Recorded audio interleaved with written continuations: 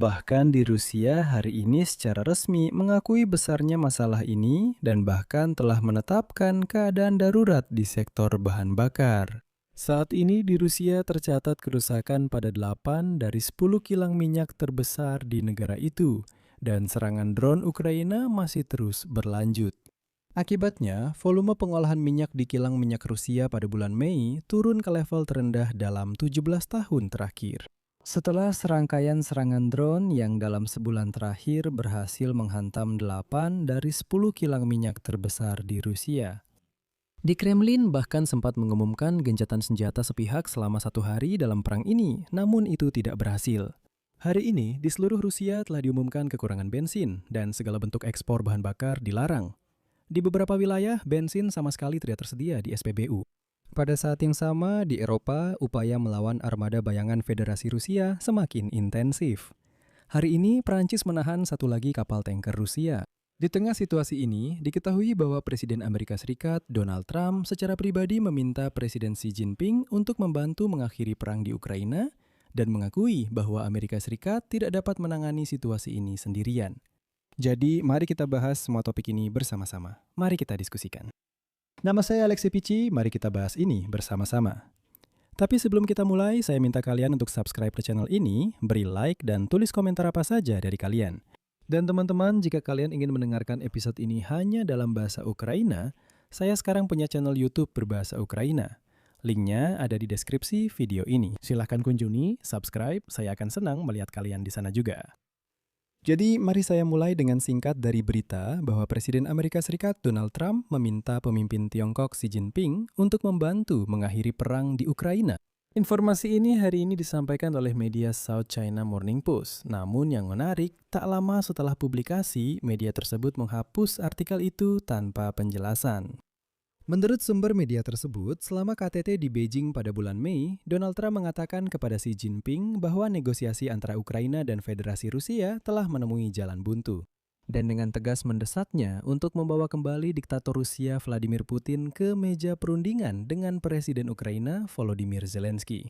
Narasumber media tersebut mencatat bahwa seruan Trump mencerminkan kebutuhan nyata bagi Amerika Serikat untuk melibatkan Tiongkok dalam upayanya mengakhiri perang.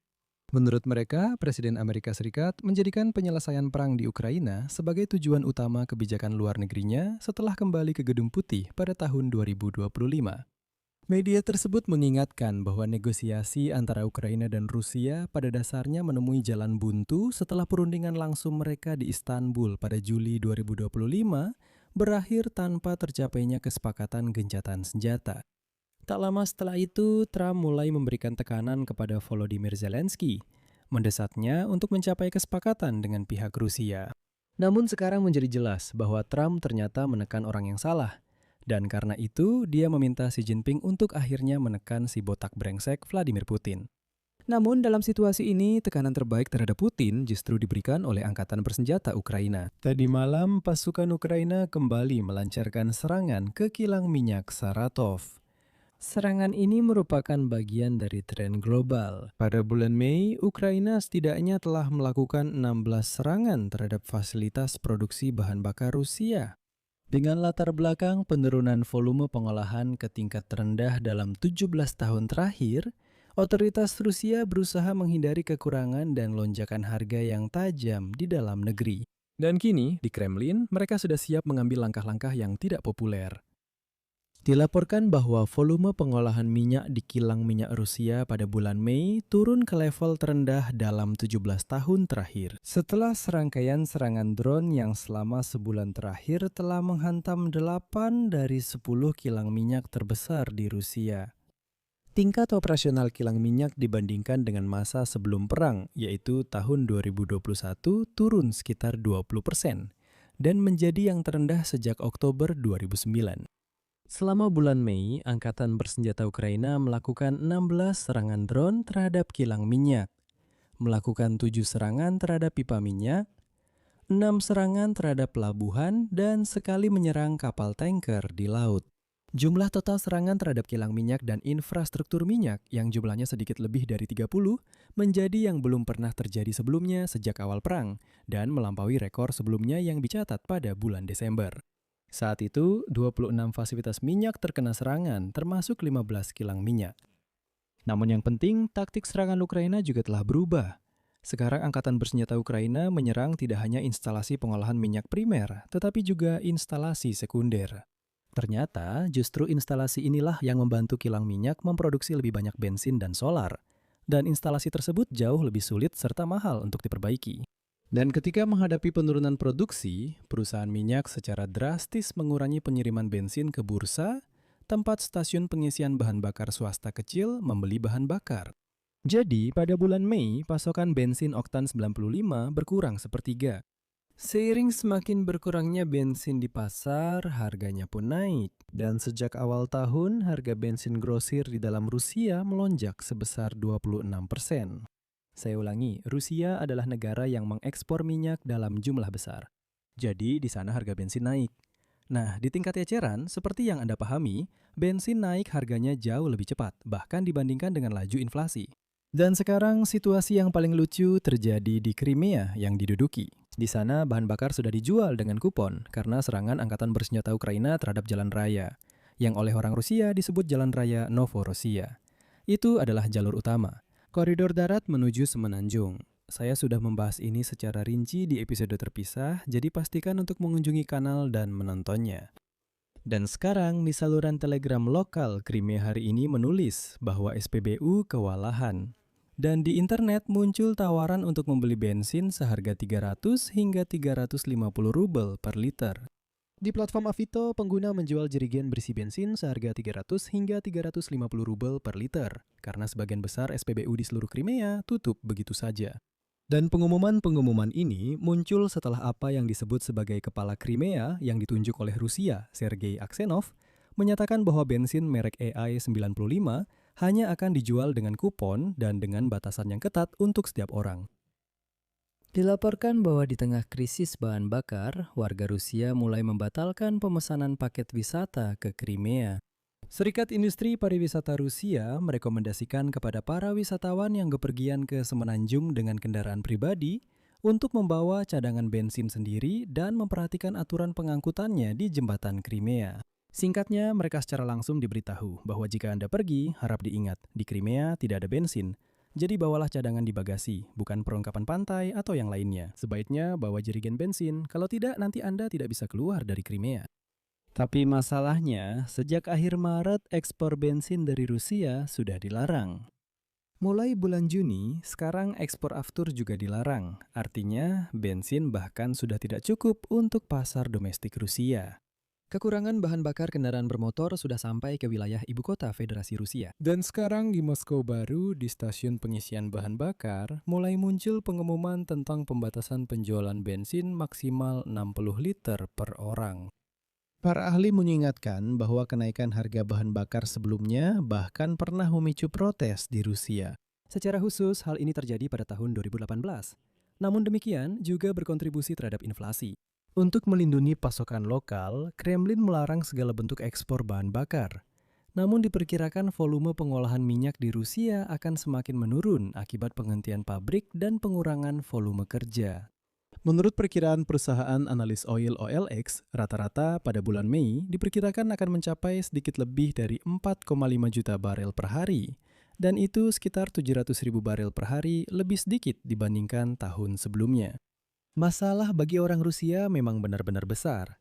Sampai-sampai kita melewatkan satu gencatan senjata lagi. Ya, asisten diktator Rusia Yuri Ushakov menyatakan bahwa ternyata Rusia katanya tidak melakukan serangan ke Kiev pada akhir pekan ini, karena mereka memutuskan untuk mengumumkan gencatan senjata pada hari Tritunggal. Katanya Putin menawarkan gencatan senjata satu hari pada hari Tritunggal, di mana dia menolak untuk memberikan perintah serangan rudal besar-besaran dan berharap Ukraina juga tidak akan menyerang kilang minyak di seluruh Rusia. Tapi itu tidak berhasil karena tidak ada lagi yang percaya begitu saja pada orang Rusia. Jadi ya, kalau kalian melewatkannya, ternyata kita punya satu lagi gencatan senjata. Dan di tengah situasi ini, mulai muncul suasana yang tidak menyenangkan bagi Vladimir Putin di Rusia. Diktator Rusia berencana mengadakan rapat kelima di Sankt Petersburg yang membahas ekonomi militer Rusia. Rapat tersebut akan berlangsung di tengah upaya otoritas Rusia mencari cara untuk pertumbuhan ekonomi, sementara serangan drone Ukraina merusak ekonomi Federasi Rusia dan dunia usaha tidak melihat akhir dari perang. Dan kini, kantor berita Reuters menulis bahwa ekonomi Rusia yang sebagian besar tidak bergantung pada sumber daya alam dan diperkirakan bernilai sekitar 3 triliun dolar, telah mengalami perlambatan pertumbuhan yang tajam. Jika pada tahun 2024 ekonomi Federasi Rusia tumbuh hampir 5% secara tahunan, maka tahun lalu angka ini kurang dari 1%. Tapi itu belum semuanya. Pada kuartal pertama tahun 2026, ekonomi Federasi Rusia menyusut sebesar 0,2%. Dan berdasarkan hasil tahun ini, bahkan di Kremlin secara optimis mengharapkan pertumbuhan ekonomi sebesar 0,4%. Dan di sini saya akan mengutip Reuters. Di kalangan elit Rusia, sebelumnya sudah ada peringatan bahwa perang bisa sangat memukul ekonomi Federasi Rusia. Pada saat yang sama, Kirill Dmitriev yang terlibat dalam kontak dengan tim Donald Trump mencatat kemungkinan keuntungan ekonomi dari kesepakatan damai yang pada akhirnya tidak pernah ditandatangani.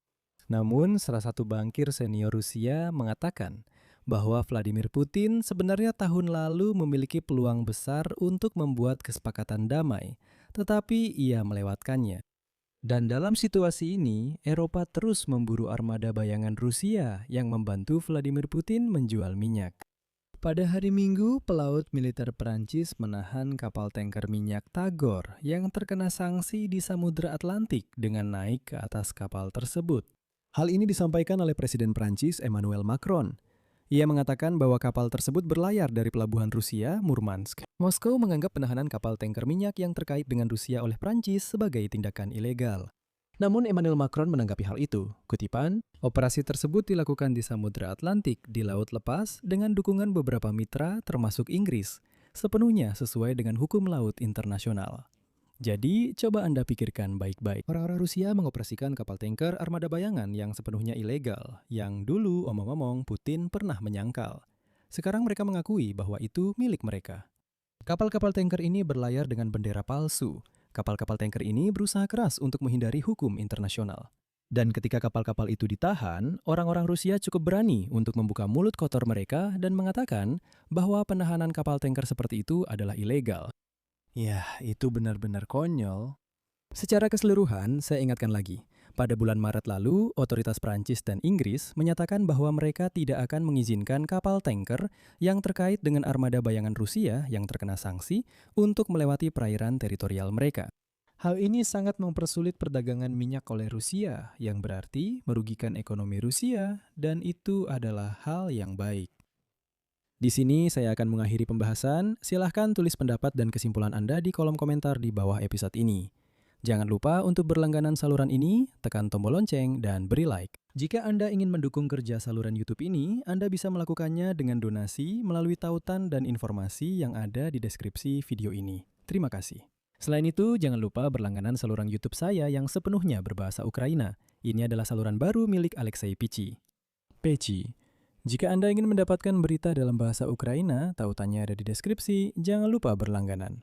Itu saja, jaga diri Anda, sampai jumpa semuanya.